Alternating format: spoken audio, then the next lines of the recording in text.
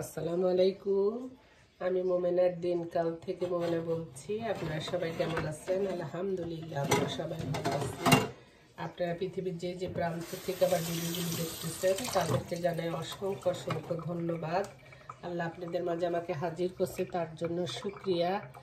আমার পুরাতন নতুন সব বন্ধুদেরকে জানাই আমার অনেক অনেক ভালোবাসা এবং দোয়া রইল আপনাদের প্রতি। তারপরে বলেন আপনাদেরকে কেমন গেছে পয়লা বৈশাখ? বাংলাদেশে তো অনেক আনন্দ করে, অনেক ইয়া করে, আমরাও খারাপ করি নাই আলহামদুলিল্লাহ, আল্লাহর কাছে শুকরিয়া। আমার কাছে আজকেও মনে হয় আমি রোজা রোজা এরকম লাগতেছে। আমি কয়েকদিন রোজা ছিলাম তো মনে হয় কিছু খাইতে গেলে মনে হয় যে আমি বোধহয় রোজা। রোজার লাস্টের দিনে আমার সে ছেলে ইফতারি খাওয়াইছে, লেট হয়ে গেছে, আমি ভাত বুট খাইয়া লাইছি, তারপরে সে আনছে।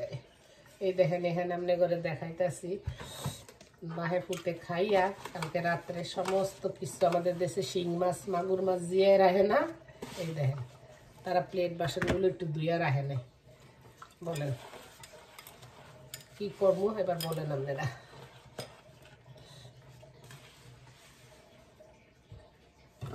আমি মরিয়া গেলে ওরা কেমনে খাইবো বা কেমনে কি করবো আমি নিজেও বুঝতে পাই না, ওদের অনেক কষ্ট।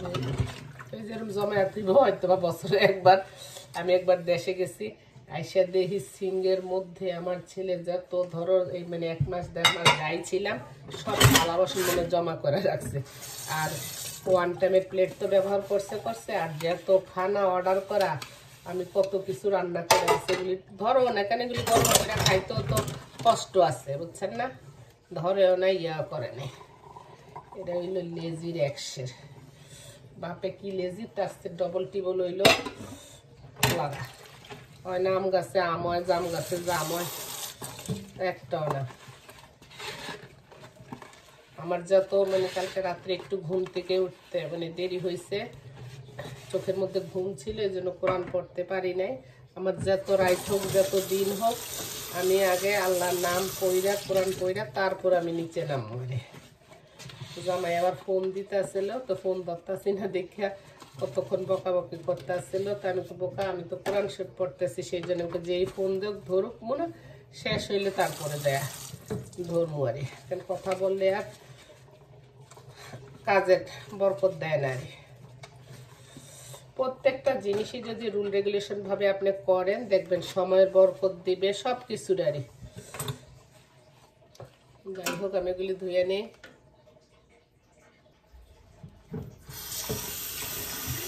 ভাতের চালটা নিয়ে নিচ্ছি, ভাতটা ধুয়ে বসায় দিই, বাদ বাকি কাজগুলো।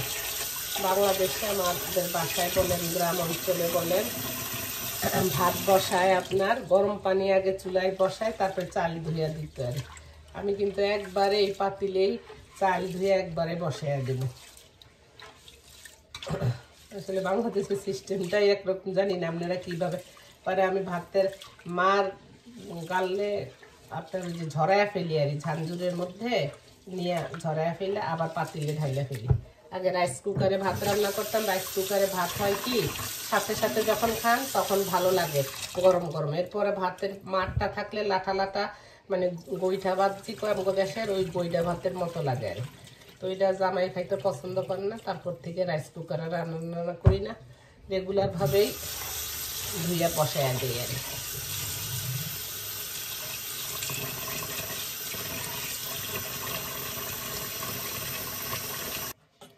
এখানে লিপি ভাবে একটা পেঁপে দিচ্ছে, এটা কেমন হয় ভিতরে জানি না, গার্বেজ ফালাবো তো সেজন্য ভাবলাম যে এটা কাইটা রাইখে দিই, খাওয়া হয়ে যাবে না। পেঁপে তো এমনও আমাদের স্বাস্থ্যের জন্য ভালো।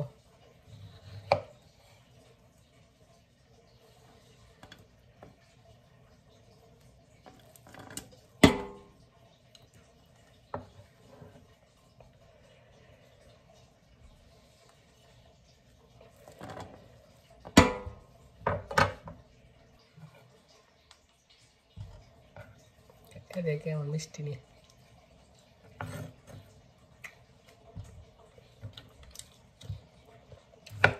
মিষ্টি আছে, খারাপ না, বাট কেমন জানি শক্ত শক্ত একটা মনে হয় আমাদের দেশে কয় না জাগ দিয়া পাকায়, এরকম পাকাইছে মনে এরকম লাগে।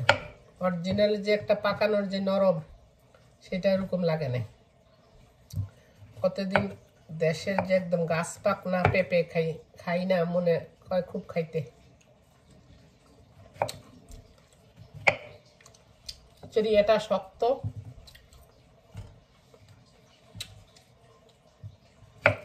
সবকিছুর মধ্যেই হাম ফরমালিন দেয়। এই দেশে ধরা হলে জরিমানা আছে, আমাকে বাংলাদেশে জরিমানা নাই, টেয়া দিয়া ছুটতে যাওয়া যায়। এই হলো ডিফারেন্স। কার কার প্রিয় পেঁপে? পেঁপে খাওয়া তেমনি ভালো স্বাস্থ্যের জন্য, এটা একটা তো ঔষধ, কাঁচা বলেন পাকা বলেন। ফলটা তো স্বাদ না, বাট ঔষধের জন্য, রোগীদের জন্য এটা অনেক ভালো। মাছের অ্যাকোরিয়ামটাও আমি ক্লিন করে নিলাম আজকে। তখন ক্লিন করা শেষ হয়ে গেছে, তখন কইতাছি যে আল্লাহ একটু ভিডিও করলাম না, দেখাইলাম না কিভাবে ক্লিন করছি। আমি ক্লিন করি সম্পূর্ণ পানি যদি আমি উঠাইয়া ইয়ে করি, আমি একটু পানি রাখি আরই, বুঝছেন? না হলে মাছ যে অরিজিনাল যে পানিটা না পায়, সেটা আমি দেখছি আমার অ্যাকোরিয়ামের মাছগুলো মরে যায়। তো এই জন্য আমি কি করি, এতটুকু মানে আপনার পানি রাখি, পরে নতুন পানি দেই আরই, দিয়া ইয়াটা পানিটা ক্লিন করার জন্য একটা মেডিসিন দেই, তাহলে মাছগুলো ভালো থাকে। আমার আরো অনেক মাছ ছিল, ওই যে যখন বাসার মধ্যে অনুষ্ঠান করি, বাচ্চারা আসে, তখন কি করে অনেক ফুড দিয়ে দেয়। আমি তো দিনে একবার ফুড দেই, যদি বেশি ফুড দেন তাহলে মাছ মরে যায়। নিউ ইয়র্ক থেকে আমার অনেক মাছ নিয়ে আসছি, বাট ওগুলি সব মরে গেছে। পরে এই তিনটা আমার মানে এখানে জন্মের লগ্নের থেকে আছে। আরো কিছু মাছ কিনবো, আমার অনেক শখ ঘর সাজানো, বাট জামাই নাই, সেই জন্য অত পারি না। আর নিউ ইয়র্ক থাকলে তো আমি নিজে নিজে একটু দোকানে যাইতাম, যেটা ভালো লাগতো ওটা কিনতাম। এখানে তো গাড়ি ছাড়া চলা যায় না, সেই জামাইয়ের আশায় বসে থাকতে হয়। মানে এই তিনটা আমার মাছ আপনার এখানে আজকে 6 বছর আসছে, 6 বছর ধরে এই মাছ তিনটারই। আরো ছিল, বাচ্চারা যখন আসে তখন প্লে করে, ওরা ফুড দিয়ে দিয়ে বেশি মাইরা ফেলে আরে। এগুলি এখন পর্যন্ত আছে। আপনারা 15 দিন, আমি 15 দিন পর পর ক্লিন করি আরে। এরা আবার বাসি পানি থাকতে পছন্দ করে আরে বেশি। যদি পুরাটা আপনি প্রে করে ফেলেন। অফ ক্যামেরাতে আমি অনেকগুলো কাজ করে নিচ্ছি, বাইরে যাই গার্বেজ গুর্বেজ ফলাইয়া দিয়ে আসলাম, উপরে পোলার রুমটা ক্লিন করলাম। পোলারে জিগাইলাম কি খাইবা, বলছে ঠিক আছে পরোটা ভাজা দাও, মাংস দিয়ে খাবে।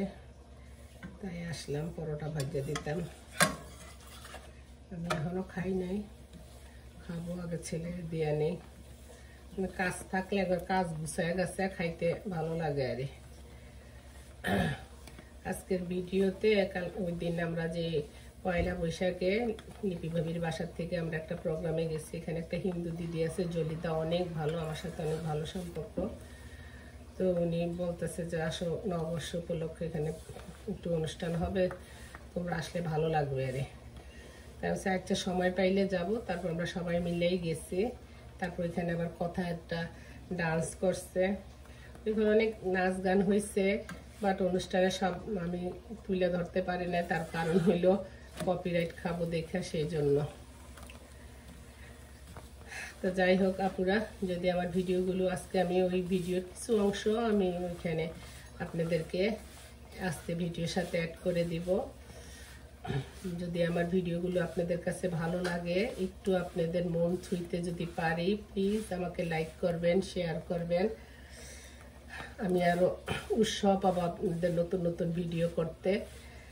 আপনারা আমাকে সাহায্য করলে, যে আজকে একা ফিল করি মাঝে মধ্যে আপনাদের সাথে কথা বলি, এতে আমার অনেক ভালো লাগে। আর এটা একটা ভালো লাগার এখন একটা কাজ হয়ে গেছে, বিশ্বাস করেন বা না করেন আরে।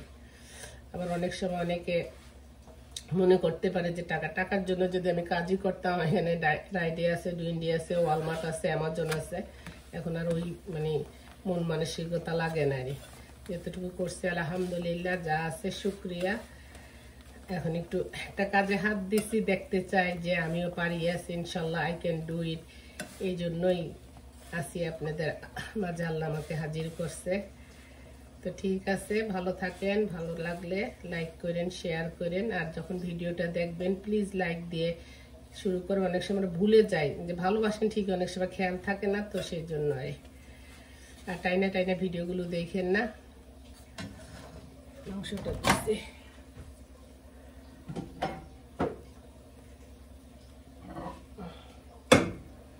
মুরগির মাংস দিয়া পরোটা। আজমনি নিয়ে যাও। ও আল্লাহ হাফেজ, আসসালামু আলাইকুম। কালকে তুমি খাওয়াইছো, যে তোমার পুতে কি খাওয়াইতেছে? বার্গার, খুলো সব কিছু।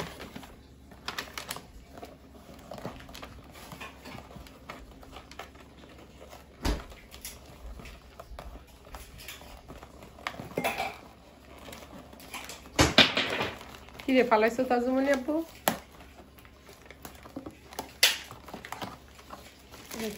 Chicken fry.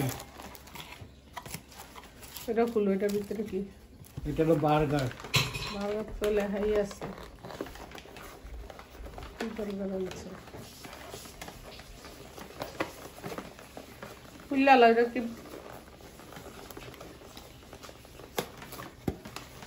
আর ওটা কি? ওই বক্সে কি? এই বক্সে কি? এই বক্সে নিচে ফ্রেঞ্চ ফ্রাই।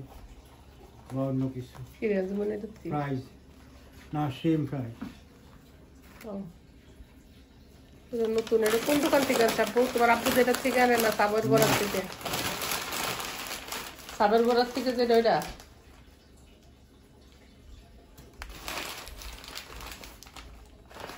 থ্যাংক ইউ, জাজাকাল্লাহ খায়ার আব্বু।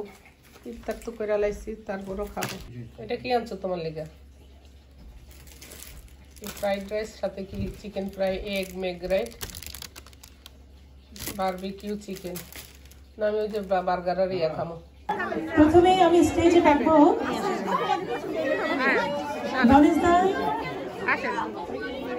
ওই সামনে খালি আছে।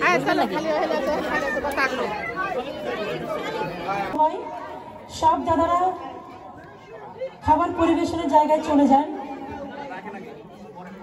অতিথিদের আপ্যায়ন যেন খুব সুন্দরভাবে করা হয়। আমি জানি আমরা আমাদের সদস্যরা খুব সুন্দর করে আন্তরিকভাবে এই খাবারটা পরিবেশন করে অতিথিদের কাছে।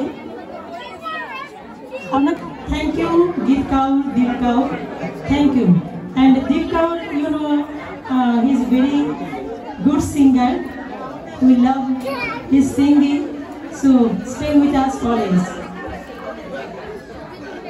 Dipen, okay, thank you. কথা রেডি আসার জন্য? Jhumi, thank you. আমরা চাইবো সবসময়, কাদের ভাইকে তো প্রথমেই বলেছি থ্যাংক ইউ। আমরা পেয়ে অত্যন্ত আনন্দিত। আমাদের ভাবি, আমি যাদের নাম বলতে পারছি না, আমি দিদি, আমাদের মেশো দিদি, আমি নামটা এই মুহূর্তে বলতে পারছি না।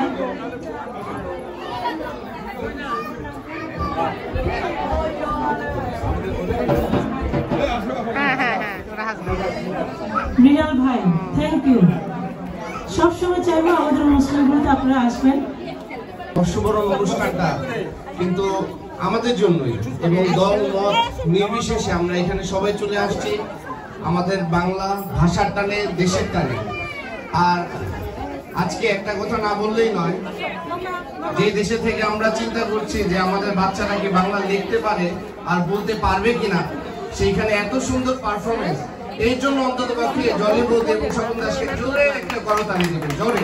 কারণ ওনাদের অসংখ্য এবং অজস্র স্যাক্রিফাইস আজকে আমাদের কমিউনিটিতে বাচ্চাদেরকে অ্যাটলিস্ট আমাদের যে কালচার, আমাদের যে সংস্কৃতি, সেই সংস্কৃতিকে ওনারা সবার কাছে তুলে ধরছেন। শুধু তাই না, আপারডাবি টাউনশিপ থেকে শুরু করে আপারডাবি হাই স্কুল এবং এই দেশের প্রত্যেকটি স্তরে যে নিখুঁতভাবে আমাদের জলিবুদি কাজ করছেন, এটা আসলে আমরা যারা কমিউনিটির সাথে সম্পৃক্ত আমরা বুঝতে পারি যে কতটুকু অক্লান্ত পরিশ্রমের ফসল আজকের এই সুন্দর একটি অনুষ্ঠান। তা আমি আপনাদেরকে এখানে আমাদের কাদের ভাই নিয়ে কথা বলি। এটা লাঞ্চ করবো। নার্ভাস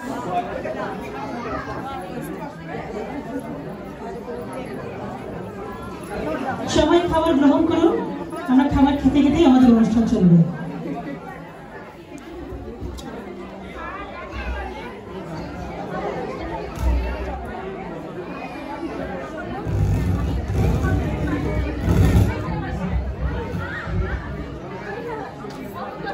থ্যাংক ইউ মাসিমা আসার জন্য। আমি জানি নাম বলতে পারছি না, প্লিজ আমার সঙ্গে দৃষ্টিতে দেখবেন। আমার চোখের সামনে যারাই পড়ছে আমি চেষ্টা করছি। এটা কি আলু ভর্তা না? বেগুন ভর্তা না খেয়ে যেও না, খেতে হবে। সবাইকে নিয়ে আসছো না, খাবার খাবার না। এটা কি সরিষা ইলিশ ভাই?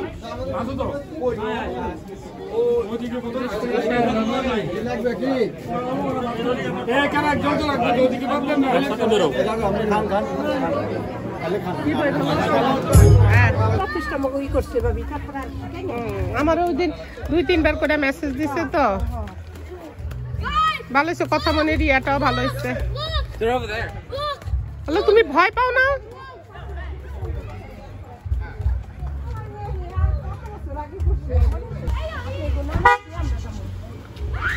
কি সুন্দর আনন্দ করতেছে,